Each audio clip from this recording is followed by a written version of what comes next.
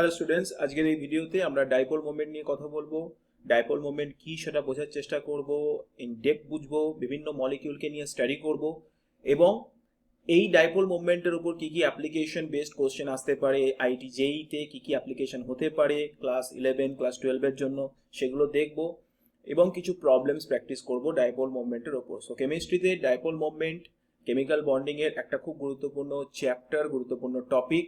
তো এই টপিকটাকে খুব ভালো করে আন্ডারস্ট্যান্ডিং করাটা খুবই জরুরি। সো এটা চলো বোঝার চেষ্টা করি। দেখো, এইচ এফ বন্ড, আমি এইচ এফ মলিকিউল নিয়ে কাজ করছি। এইচ এফ মলিকিউলের মধ্যে যে বন্ডিং ইলেকট্রনস আছে, ধরো এখানে বন্ডিং ইলেকট্রনস আছে, এখন মনে হতে পারে এরা কোভালেন্ট বন্ড করেছে।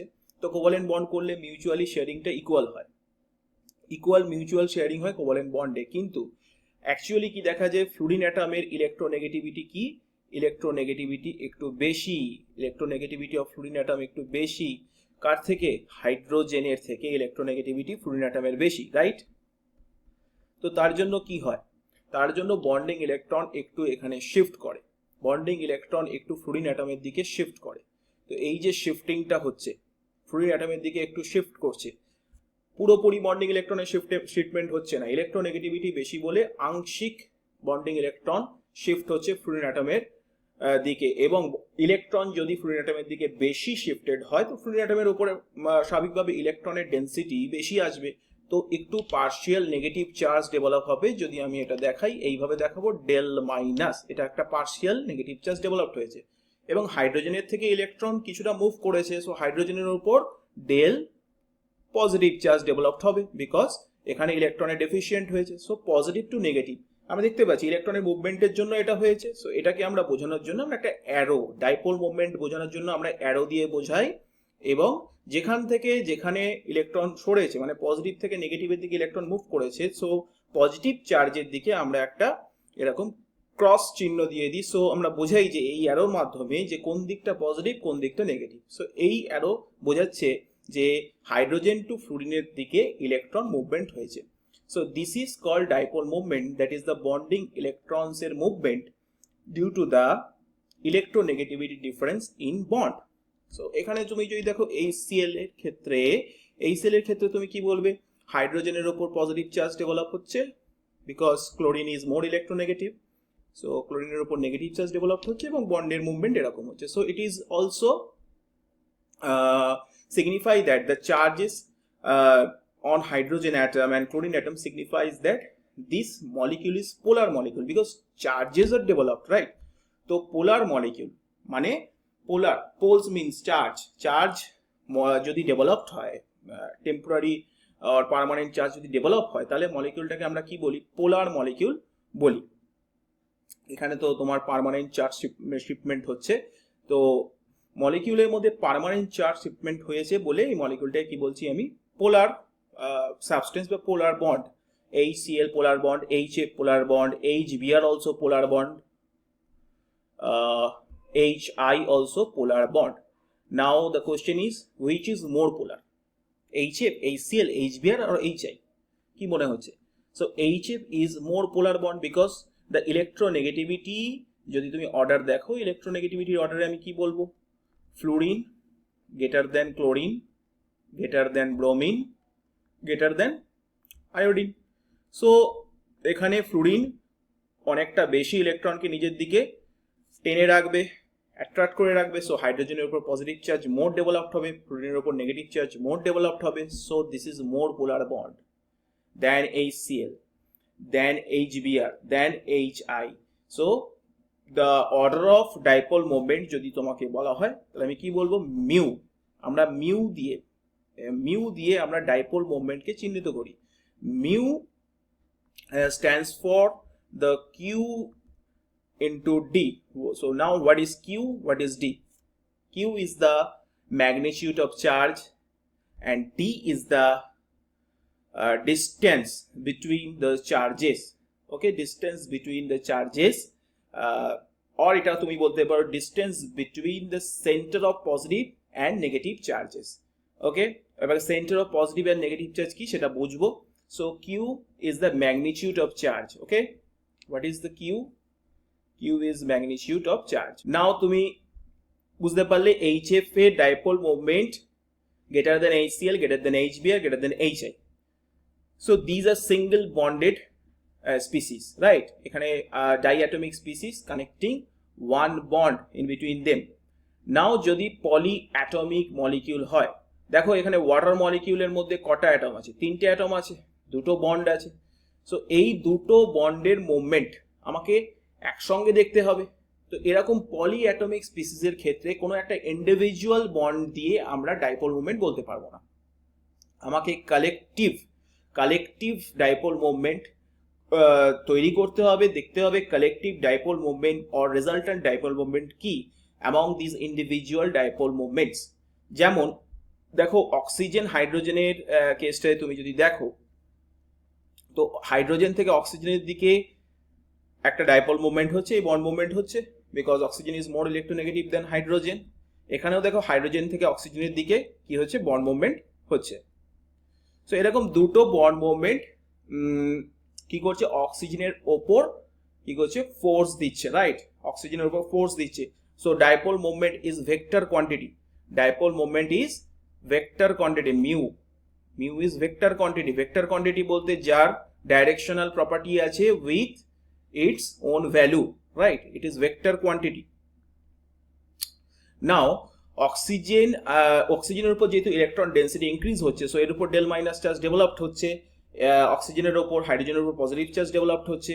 এখন দুটো লোন পেয়ারও আছে, অক্সিজেন ওয়াটার মলিকিউল অক্সিজেনের উপর দুটো লোন পেয়ারের মুভমেন্টও কিন্তু আপওয়ার্ড ডিরেকশনেই আছে। সো লোন পেয়ার যেদিকে লোন পেয়ার থাকে, অক্সিজেনের অন দ্য অ্যাটম অক্সিজেনের উপর লোন পেয়ার ডেভেলপড হয়েছে, so it will force towards upward side. So এখানেও কিন্তু আমার দেখতে পাচ্ছি বন্ড মুভমেন্ট, মানে লোন পেয়ারের মুভমেন্ট কি হচ্ছে, লোন পেয়ারের মুভমেন্টও কিন্তু আপওয়ার্ড সাইডেই আছে। So bond movement, lone pair movement যদি একসঙ্গে কালেকটিভলি দেখি, তো রেজাল্টেন্ট মুভমেন্ট কোথায় ফোর্স জেনারেট করছে, রেজাল্টেন্ট মুভমেন্ট ফোর্স জেনারেট করছে আপওয়ার্ড সাইড। সো ওভারঅল মলিকিউলটার মধ্যে বলতে পারবো একটা ডাইপোল মুভমেন্ট ক্রিয়েট হয়েছে। এখানে সিঙ্গেল ডাইপোল মুভমেন্ট দিয়ে আমরা কিন্তু জাজ করি না কোন মলিকিউল পোলার অর নন পোলার। যদি পলিঅ্যাটমিক মলিকিউল হয় তো কালেকটিভলি প্রত্যেকটা বন্ডের মুভমেন্ট আমাকে দেখতে হবে, দেখে তার জিওমেট্রি অনুযায়ী আমাকে রেজাল্টেন্ট ডাইপোল মুভমেন্ট ডেভেলপ করতে হবে। রেজাল্টেন্ট ডাইপোল মুভমেন্ট দেখে বলবো মলিকিউলটা polar or non polar. So now this is mu resultant, and mu resultant আমার কি আসছে, not equals to 0, that means water is polar species. Okay, so what about SO2? This is SO2. Structure of SO2 is look like this. Structure নিয়ে আমি VSEPR theory বা valence bond থিওরিতে আলোচনা করব পরে, but এখন এই স্ট্রাকচারস গুলোকে মনে রাখার চেষ্টা করো। তো স্ট্রাকচার দেখে আমরা কি করতে হবে, রেজাল্টেন্ট ডাইপোল মুভমেন্ট ইভালুয়েট করতে হবে। সো SO বন্ডের মুভমেন্ট আমি যদি দেখি, oxygen is more electronegative, so oxygen is more electronegative, so SO bonded moment এরকম হলো, these SO bonded moment look like this, and this lone pair moment that is upward side. So overall তুমি যদি দেখো দুটো moment আমার কি দেখাচ্ছে, নিচের দিকে দেখাচ্ছে, একটা মোমেন্ট উপর দিকে দেখাচ্ছে। so it looks like there is some dipole moment present, and it is look like some dipole resultant dipole moment, mu resultant, there is a mu resultant, and this is not equals to 0 again, so it is also polar species. Now NH3 মলিকিউলে দেখো তিনটে NH bond আছে। এখানে দেখো একটা NH বন্ডকে আমি solid wedge দিয়ে দেখিয়েছি, একটা সলিড বন্ড দিয়ে দেখিয়েছি, একটা ব্রেক লাইন দিয়ে দেখিয়েছি। বন্ড ব্রেক লাইন স্যাটিসফাই করছে that this hydrogen NH bond below the plane আছে, একটা NH bond above the plane আছে যেটা সলিড লাইন দিয়ে দেখানো হয়েছে।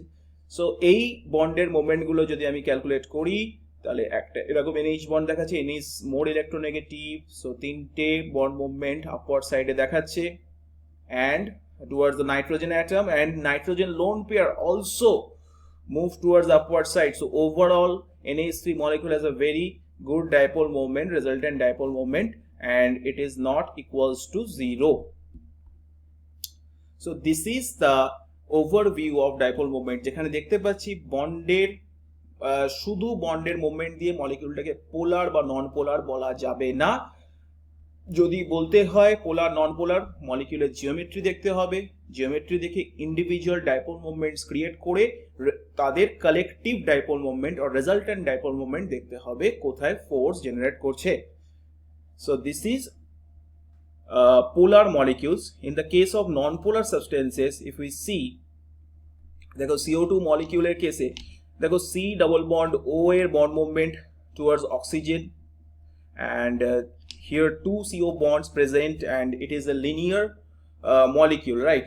So two CO bond এর bond movement একে অপরকে কি করছে, ক্যান্সেল আউট করছে, অপোজ করছে। সো এখানে আমার মিউ রেজাল্টেন্ট আমি কি বলবো, mu resultant equals to 0 because it is a linear molecule.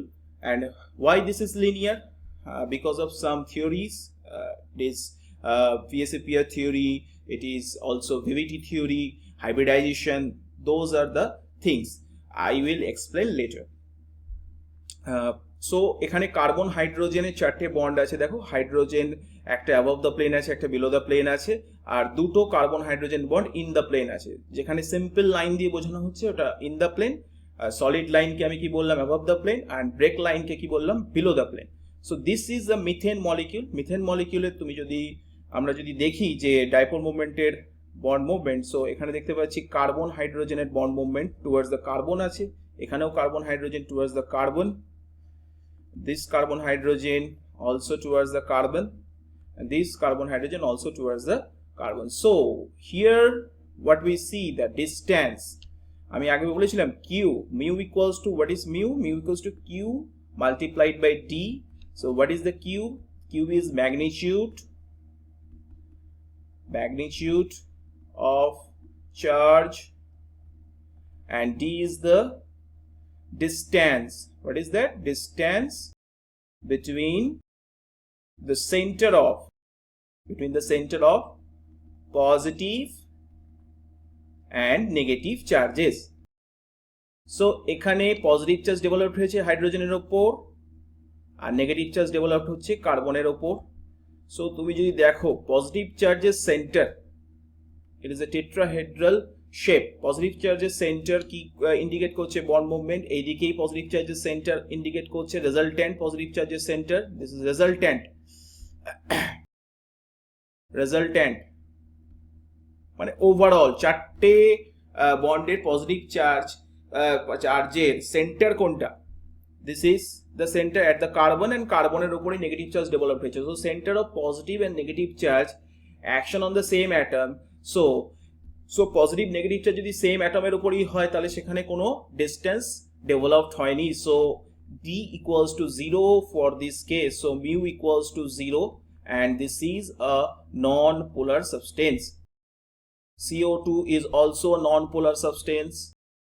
And now it is the case of BeCl2. What is that? BeCl.